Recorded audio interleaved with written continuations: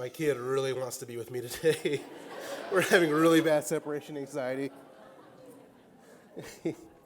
All right, so good morning, Southwest. My name is Jamey, if you don't know me. I have the privilege of serving as the youth minister here. And I just want to start by saying, don't worry, Brian will be back next week. I know we've gone 2 weeks without him, but if you can hold on one more week, we'll be back to our regularly scheduled programming next week. But this is a special morning here at Southwest, as we've alluded to. It's really special for two reasons. One, this is the day we're getting to set aside, and we are celebrating our graduating seniors. So we are honoring and celebrating both our high school and college. I'm the youth minister, though, so I'm going to focus more on the high school graduates. But we do have a college graduate as well. And then the second, and far less important, but my little nerd heart was so excited. Not often do I preach, but what are the odds we have Senior Sunday and today is Star Wars Day around the world, right? So this is a really exciting day for me. I don't know if any of you are anything like me and love Star Wars. I tried to wear a whole Star Wars get-up this morning, and my wife was like, "You're preaching, you can't wear a Star Wars costume today." But I really wanted to. I'm wearing Star Wars socks to celebrate, so just know that I'm celebrating. So if you're out there and you are celebrating, know that I am with you, and I am celebrating too. And I look forward to continuing the celebration tomorrow as we celebrate Revenge of the Fifth. So I am excited for this season of life that we're in together. All right, but I promise I'm not going to spend all morning talking about Star Wars. I'm excited, right? This week, my son Ezra brought home a bug last Saturday, and we were sick the entire week. We were really sick, apparently. We were sick the whole front half of the week. So there was a lot of crying in my house this week, mostly by me. There was a lot of crying this week. There was a lot of medicine being given, a lot of tissues being gone through. But we had this morning to look forward to. So I'm excited to be here with you guys. And I'm excited to celebrate. You know, I'm learning. I've never been good at being sick. Like if I get the slightest little bug, I'm like down. Like I'm in my bed with the lights off and Netflix on. And I'm crying and I'm upset. And I'm learning I think I'm a new dad. Ezra's only one, so I think I'm still new. I'm learning that when he's sick and I'm sick and my wife is sick, I can't go hide in bed and just watch Netflix and be upset that I'm sick. So that's a whole new level of sickness that I feel like I'm in right now, a whole new world that I've stepped into as a parent. But we made it through. I think Thursday morning I woke up and I told my wife, I was like, I can breathe, and my head's not killing me, and my body's not sore. I think we made it through. So praise God for Thursday. So we made it through.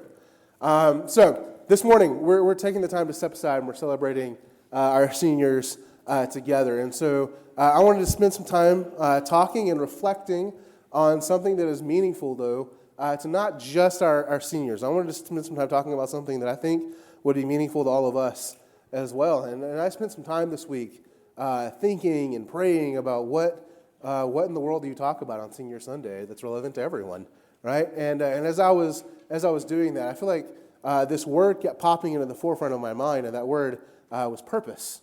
Right? It's this word being purpose. And I think that that's a word that kept coming into my mind, that God kept pushing forward, because purpose is something that we're all thinking about, right? That we're all seeking in our lives. No matter what stage we're in our lives, we're all thinking about this idea of purpose, right? From being a kid to being in middle school and high school to being in college, and then as being young adults, middle-aged adults, old adults, right? Every form of adult, right? We're thinking about this. And we're wrestling with this idea of what in the world am I here on this planet to do? What purpose do I have in this life? I don't know about you guys, but I feel like I've had a lot of different purposes in my life, right? In 32 years, I feel like my purpose has changed a ton, right? Walking through life. Some are probably really noble. Others are probably a little more selfish, if I'm being totally honest, right? So some of my more noticeable purposes that I think I've had in life.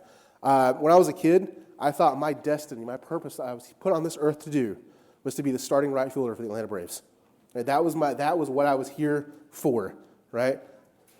Full transparency, probably the greatest thing I ever did for my baseball team was tell them I'm not coming back next season to play again, right? After my coach said, you're not going to make the team next year, sorry, right? So that was never going to pan out, right? So my purpose in life shifted, it changed, right? And I thought maybe I could be a police officer, right? I want to help people. I want to be that person for somebody.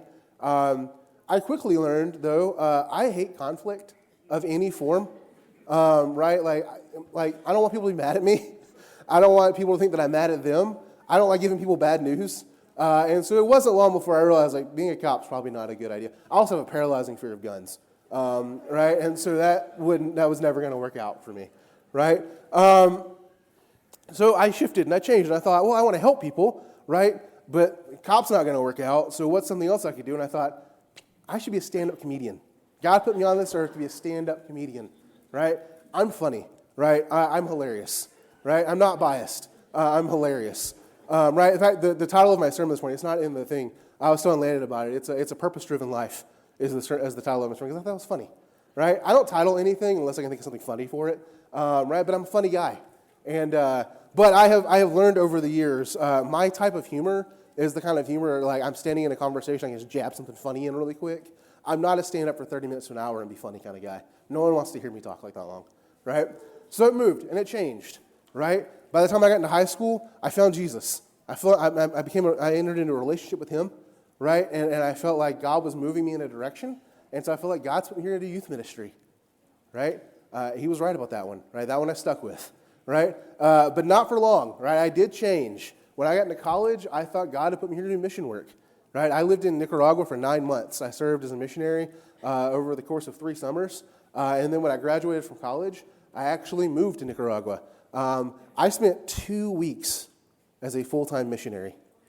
I know, I don't want to brag. I served in the mission field for 2 whole weeks. It's a long story, and I would love to tell you about it. I'm not going to do it right here. So if you want to catch me sometime, I'd love to tell you my story of Nicaragua and why I'm no longer there. But I found myself in youth ministry, right? And it's great. It's awesome, right? So here's my point in saying all of this. Here's my point in telling you all these things, right? Through the course of my life, I have felt at different times, right, that God had placed me on this earth to do a lot of different things, right? And maybe that's you, right? Maybe you've had a revolving door of purpose in your life, right? And maybe you've had a hard time discovering what God has placed you on this earth to actually do.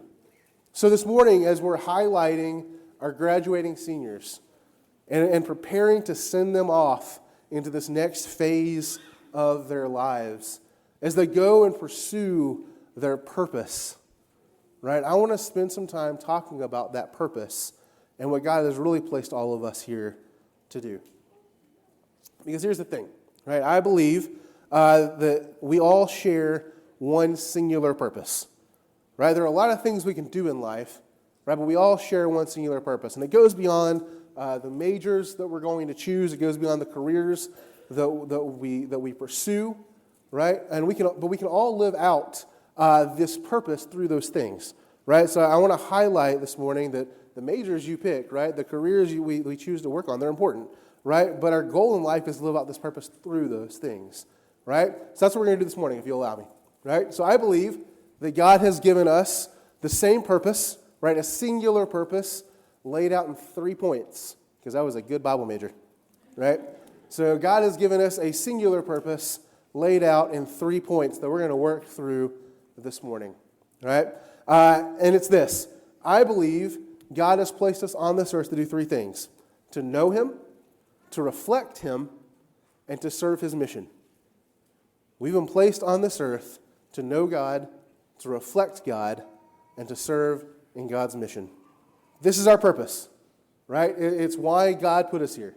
So with that, we're going to break down what it means to know Him, to reflect Him, and to serve Him this morning. Right, so our first point this morning that I want to highlight is this. We are called to know Him. We are called to know Him, right? So this is our first and our greatest priority, right? Because if we don't know who Jesus is, right, then we can't really do anything else, right? Right? You can't reflect someone that you don't know, right? And you surely can't serve the mission of someone confidently, at least, that you don't really know, right? So we have to know Jesus, right? Jesus has to be the most important relationship in our life, because here's the thing, right? Here's the thing, right? Who we are and the things we do, right, flow from the relationship we have, the relationships we have in our lives. And I'll say that again, right? Who we are and the things we do flow from the relationships we have in our lives, right? So who we choose to be, right?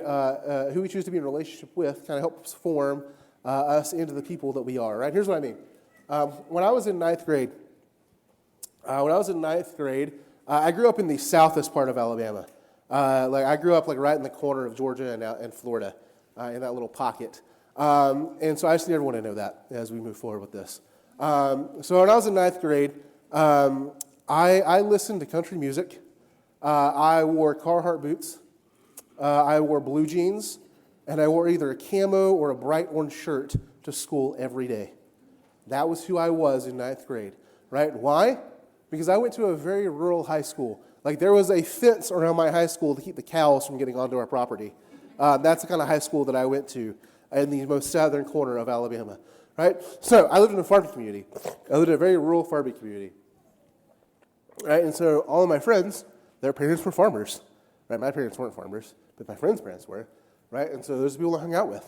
So those are the things I wore. Those are the things that I did, right? That was my life for my first year of high school, right? Because those are the people that I was hanging around. I adopted the things that they did, right? And I became the kind of people that they were, right? We're going to jump forward into 10th grade, right? So in 10th grade, I started hanging out in the big city next door, right? The big town of Dothan, Alabama, if you know where that is. It's not that big, but it's the big city compared to the farming community that I lived in, right? And the friends that I hung out with, right? They skateboarded. They wore black jeans, right? They wore tie-dye shirts and Vans. They listened to rock music, right?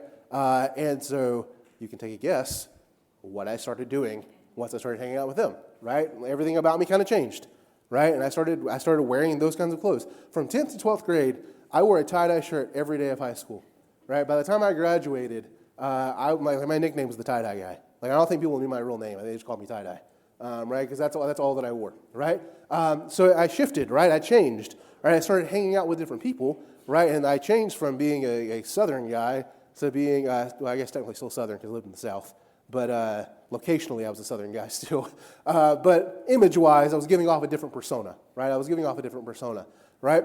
So the people we choose to allow in our lives, they help shape and mold our thoughts, our opinions, our appearance, right? They certainly did for me, right? So who we choose to let in our lives matters, right? Who we choose to let into our lives matters, right? In Philippians 3:10, Paul says this, I want to know Christ and experience the mighty power that raised him from the dead. I want to suffer with him, sharing in his death. Right? So this is Paul speaking, right? One of the greatest Christian leaders in our movement, right? And this is a guy who undoubtedly understood, right, his purpose on this planet, right? And he's one that chose to make Jesus the most important relationship in his life. If you know anything about Paul, right, you know that before he met Jesus, I wouldn't call him a Christian. He was one that regularly attacked Christians, right? That removed Christians, right? And then he meets Jesus, and he makes him the most important relationship in his life, and he changes, right? He goes from that southern redneck kid to all of a sudden the big city guy, right? He shifts, he changes, right? He becomes now an aggressive follower of Jesus, right? One whose whole purpose in this life is to reflect him, right? To be in relationship with him, to show people who he is, right? So everything he did revolved around this relationship that he had with Jesus, right? Because he made him the most important thing in his life, everything about him was modeling Jesus. He wanted people to know who Jesus was, right? So we need to be thinking about, we need to be asking ourselves, right, as we pursue our majors, right, our careers and our lives, right, we need to be asking ourselves, am I pursuing intimacy with Jesus or just activity with Jesus? Am I pursuing intimacy with Jesus or just activity with Jesus, right? Because that kind of affects or it determines how we're going to live out the rest of our lives and the greatest purpose of our life, which is to know him, right? Our second point this morning, we're called to reflect him. We're called to reflect him. So in John 8:12, Jesus says this. Jesus spoke to the people once more and said, I am the light of the world. If you follow me, you won't have to walk in darkness because you will have the light that leads to life. So light is a pretty important thing. And in this passage in John, he's not like referring to like light, essentially, right? But he's comparing it to something that we would understand, right? So Jesus is talking about a different kind of light here, right? But it's imagery that we understand, right? So when I was 14, when I was 14 years old, my uncle took me hunting. If you know me, you know that's a hilarious thought of me hunting. But when I was 14, my uncle took me hunting. We went to one of his friends' places in Florida. I didn't know the guy. I'd never been there. I wasn't familiar with the area that we were going to be in, right? But he takes me hunting with him and this guy.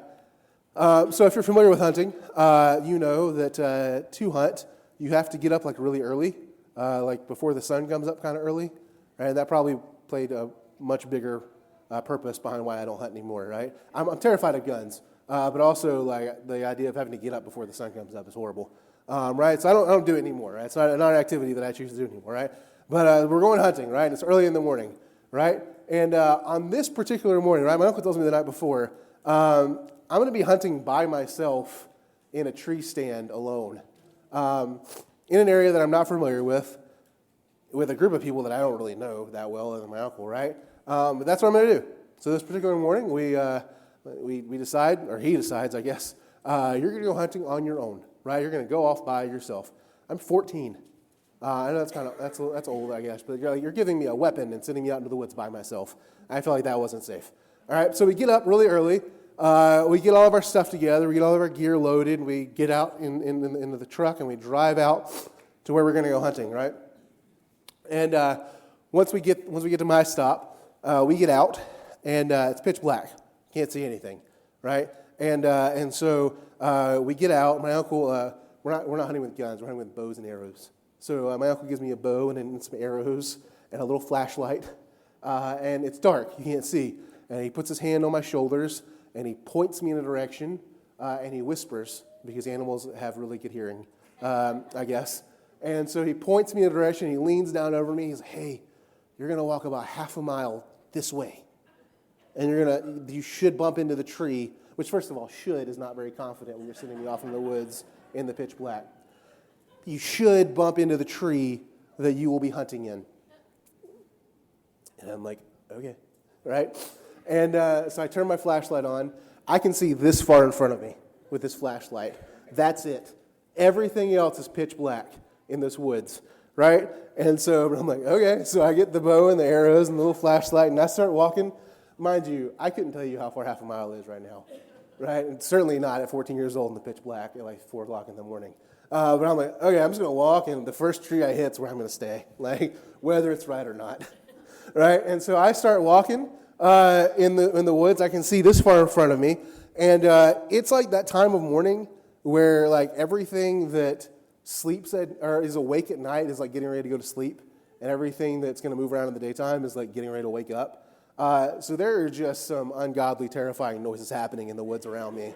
As I'm walking around in the pitch black by myself with a bow and arrow and a little flashlight. And I'm assuming, like I'm 14, right? My mind is going all over the place, right? And it's like I'm envisioning like the woods knows, like the woods that I'm walking through, it knows like I'm here to do harm, right? If this morning goes the way I'm hoping it goes, I'm going to kill something, right? And it's like in my mind, the woods is going to fight back. Like I'm imagining just any point someone's going to take me out, right? At any point, I'm just going to be walking along in the woods, a sweet little innocent 14-year-old boy, walking through the woods at some point in time is going to just get leveled by something, right? Now, I'm here this morning, so nothing happened, right? Clearly, I'm alive, right? But here's my point in telling you this story, right? I was scared, right? I was scared. I was alone, despite all the harmful animals around me, right? But I was alone, and I couldn't really see where I was going, right? I could see this far in front of me, but that was it, right? So I'm scared, I'm alone, and I don't know where I'm going. Right? We're all that way, right? We live in a dark world full of danger and brokenness, right? But thankfully, that's why we have Jesus, right? That's why Jesus came, right? So that we don't have to live in darkness. We don't have to live in fear anymore, right? And just like Jesus illuminates the world for us, right? Once we've entered into this relationship with Him, this genuine relationship with Him, we're called to help illuminate the world as well, right? In Matthew 5, verse 14 through 16, Jesus says this, "You are the light of the world, like a city on a hilltop that cannot be hidden. No one lights a lamp and then puts it under a basket. Instead, a lamp is placed on a stand where it gives light to everyone in the house. In the same way, let your good deeds shine out for all to see, so that everyone will praise your heavenly Father. This means we're meant to shine, right? We're meant to reflect God's character in a dark and broken world, right? People should see something different in us when we enter into a relationship with Jesus, right? Not because we're perfect, right? But because Jesus is changing us from the inside out, right? So that we can reflect him, right? We reflect him, right, in how we respond to challenges. We reflect him in how we treat people, right? We reflect him in how we speak, and we reflect him in how we love, right? This isn't about pretending to be like Jesus or pretending to be good or holy, right? This is about being so connected to Jesus, right, that we naturally let his light shine through us, right? We're so deeply connected and in love with Jesus that his light naturally shines through us. All right, so again, as we're thinking about how this part of our purpose, right, plays out in our majors and our careers and our lives, we need to be asking ourselves, what parts of my life are reflecting Jesus? And what parts still need his light? Right, what parts of my life are reflecting Jesus? And what parts still need his light? All right, so our third and final point this morning, before we kind of transition into celebrating our seniors, is we're called to serve his mission. We're called to serve his mission. Right? So in Matthew 28, verses 18 through 20, Jesus says this. Jesus came to his disciples, I have been given all authority in heaven and on earth. Therefore go and make disciples of all nations, baptizing them in the name of the Father and the Son and the Holy Spirit. Teach these new disciples to obey all the commands I have given you. And be sure of this, I am with you always, even to the end of the age. This is a simple and yet profoundly challenging command. Right? Our purpose is not just internal. There's an external component as well. So our purpose isn't just internal. There's also an external purpose as well, right? So we don't get to just believe in Jesus. We don't get to just come to church and check off a box and feel like we're good little Christians because we do those things, right? Jesus gave us a mission along with following him, right? And that mission is to make disciples. It's a non-negotiable, right? Jesus doesn't play around with this. It's not a, if you feel like it, do it, right? It's a go and make disciples. Bring people to me, right? But what does it mean to make disciples? Right? So it means that we're called to share Christ's love, right? We're called to share his gospel with people, right? We're called to share his truth with others, right? We're called to be a light for him in a dark world, right? But here's the great thing about that, right? If we embrace this real and genuine relationship with Jesus, right? Choosing to know him, and in knowing him, reflecting him, right? Then introducing him to others becomes a far less challenging task, right? In fact, it becomes just part of who you are, right? When you genuinely know Jesus, when you're passionately following after him, right? When you're choosing to let everything you do be an echo of who he is, right? Then sharing him becomes a really simple task, right? So I had a professor in college. I went to Harding University.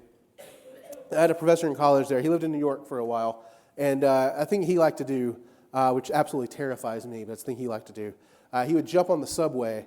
He had no destination in mind. There was no place he was trying to go. He'd get on the subway and he would sit down, and he decided in his mind, if someone sits down next to me, that's God inviting me to enter into a conversation with them about Jesus. Right? That's terrifying to me. But that's something he did, right? He was passionate about it, right? So if someone sat down, he'd lean over and say, hey, do you know who Jesus is? And you have, of course, some people would be like, some people would stand up and be like, I'm not doing this. And they just walk away. Like, not today. Wrong person to sit down next to, I'm done. And they walk away. You'd have some, whether it's truthful or not, would say, yeah, I know who Jesus is, and I follow him, right? But then you have others that would say, I don't know who Jesus is. And so he would begin to tell them about Jesus, and they would sit there mesmerized at everything he had to say, right? Now, we don't really know the long-term effects, right? He would say, I don't know the long-term effects of these conversations that I have with you. Because he wouldn't say, here's my name, here's my number, here's where I go to church. It's just, hey, do you know Jesus? Right? So we don't know the long-term effects these conversations have with people, right? But we know, right, that he most certainly planted a seed, right, that hopefully grew into a desire, right, to continue to learn about Jesus. right? So my professor was so passionately in love with Jesus that he took this command to go and make disciples serious, right? And who knows how many people now are sitting in New York at a church on Sunday morning because some random guy on the subway said, hey, do you know who Jesus is? Right? Because he took the time to not just love Jesus, right, but to share Jesus as well. So he didn't just hold Jesus for himself, right? He entered into this life-changing relationship with Jesus, and he chose to share that life-changing relationship with Jesus with others. So Jesus wants us to bring more people to himself so that they can be in the same loving and soul-saving relationship that we have the opportunity to be in, right? So we're saved. This is what we're saved for, right? You and I are a part of God's plan to save the world, right? We just need to do it. And here's the cool thing, right? You don't have to be a minister.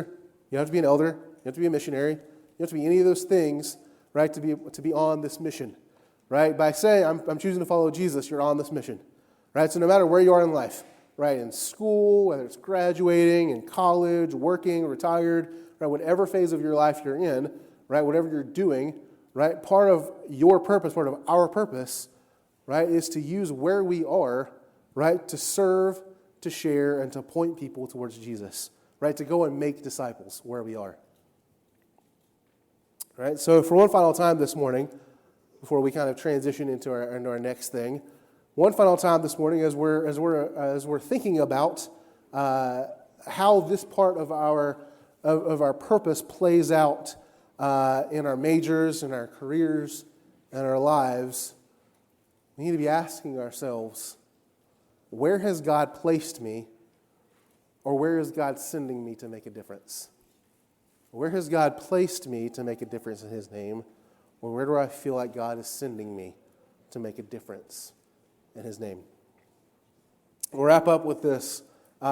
This morning as a message to our graduating seniors, but maybe a good reminder to the rest of us as well. Right? I want us to remember that we have a purpose. Right? It's a purpose that goes beyond our majors and our careers. Right? It's a singular purpose given to us by God that should invade every part of our lives. As followers of Jesus, we're called to know him deeply, to reflect him clearly, and to serve him boldly. We've been created for a purpose, and may we pursue that purpose today. And one final thing, in the words of the great theologian Obi-Wan Kenobi, may the Lord be with you always. I'm going to pray for us, and then we're going to transition into celebrating our seniors together this morning. So would you bow with me? God, thank you so much for the opportunity to be here together as a body of believers. God, thank you so much for loving us enough to make us a part of your family and to allow us the opportunity to go out and help bring others into this family that we're in. God, I pray that we can know you deeply, that we can reflect you clearly in our lives, and that we can serve you boldly in our lives. God, thank you for the seniors, both high school and college, that we're getting to celebrate today. God, we're so thankful for who they are and the blessings that they are in our lives and in this church body. And God, I just pray that we can love them, that we can honor them, and we can let them know that we're here for them. And that graduating doesn't mean they're gone, right? Graduating means they're entering into this next phase, but we're with them 100%, and we got their backs. And God, I'm so thankful for them, and I pray that we can be the family that they need as they enter this next phase. God, thank you for who you are. Thank you for your love, your kindness, and your grace. I pray these things in Jesus' name. Amen.